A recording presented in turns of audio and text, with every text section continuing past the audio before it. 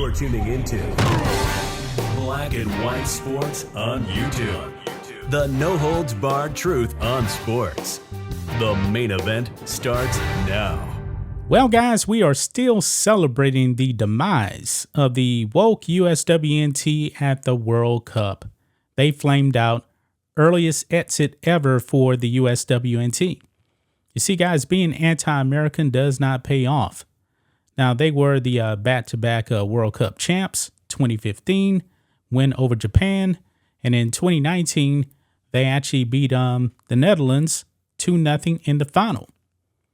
And then the team got even more woke. Now, Megan Rapinoe was already kneeling, but Megan Rapinoe back in 2019 actually had more skills than what she actually has now. She's washed up now. That is why she's actually retiring at the end of this year. And we saw she really didn't get a lot of minutes in one of those matches in the World Cup. I mean, Vlatko only played one sub in the match, and it was a disaster completely from top to bottom for this team. And Vlatko is probably going to actually end up losing his job here pretty soon. The media is speculating that. But the players, man, the players have to take the brunt of the blame. 4 goals in 4 games, and 3 of those came in the first game against Vietnam, who is pretty much a layup right there. Well, one of the USWNT's rivals from the 2019 World Cup final, the Netherlands, one of their players now has come out and she has trashed this team for being so arrogant, you know? So let's go ahead and get into this. Look here. World Cup rival mocks USWNT big mouths for early exit. It is glorious, guys. Now, of course, proud Americans are taking shots at the USWNT, but now you have a player from another team, another country, taking a shot at the woke USWNT. Look here. It says Netherlands forward Lineth Beerensteyn was happy to see the USWNT eliminated from the 2023 World Cup after claiming the Americans talk too much. So this team talking a whole bunch of trash, but not delivering anything on the pitch. They did nothing. Every single match, man, disappointing. Take away those 3 goals that they actually put up against Vietnam. They only scored 1 goal in 3 matches. 1. That was it.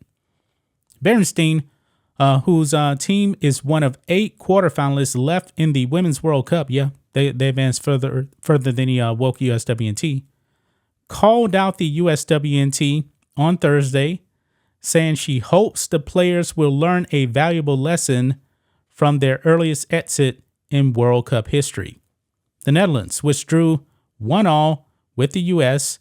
in the group stage, faces Spain on Friday. So that 1 goal that the USWNT got actually came against the Netherlands, and that was the only goal. And they actually had a tie, and actually they should have been eliminated, but it was the goalpost. Remember that. Look at this here. Quote, "From the first moment I heard they were out, I was just like, yes, bye.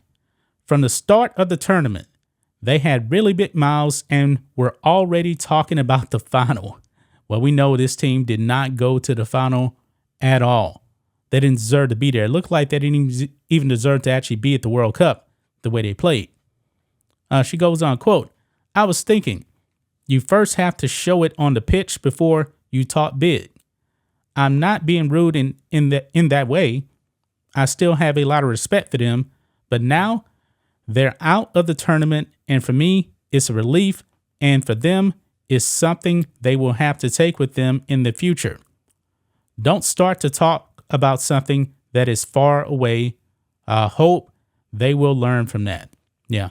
One thing about when it comes to like playoffs, because essentially, guys, these are like playoffs, really. You better pay attention and focus on your opponent in hand. You know, just like in the NFL. You may have a team, you know, that is the favorite. Oh, they're the favorite to actually win the Super Bowl. Flame out in the first round. Why? Maybe they actually took their opponent too lightly. You know, maybe against Vietnam, They probably actually took them too lightly. But I think this team just wasn't very good. Beerensteyn's celebration of the U.S. heartbreaking loss to Sweden in a dramatic penalty kick shootout in the round of 16 comes with a history. The 26-year-old Dutch pro was a member of the Netherlands team that lost 2-0 to the Americans in the 2019 World Cup final, the second straight title after defeating Japan in the 2015 final. The teams then tied in this year's tournament in group stage play.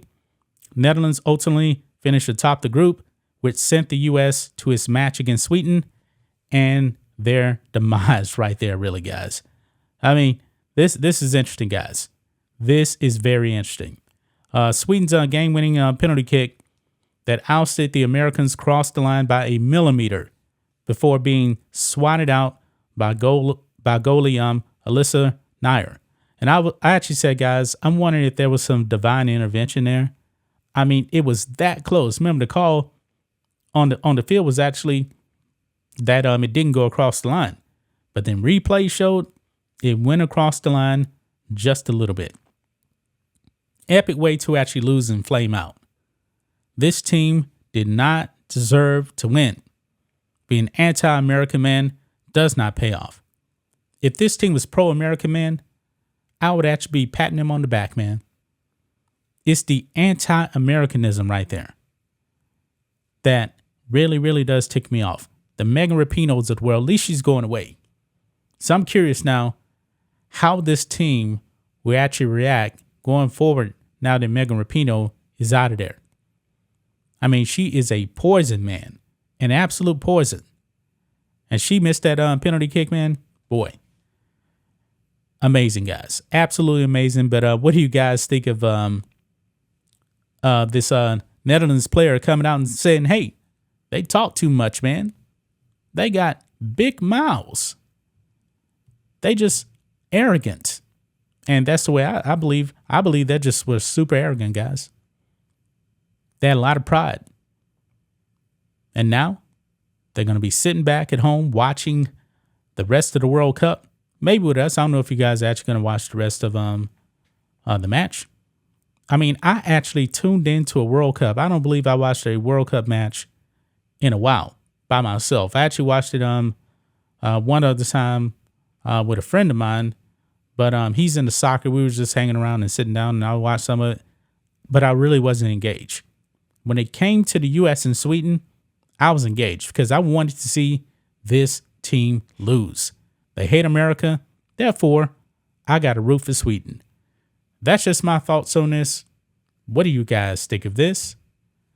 Black and white sports fans, let us know what you think about all this in the comments. Make sure to subscribe to the channel.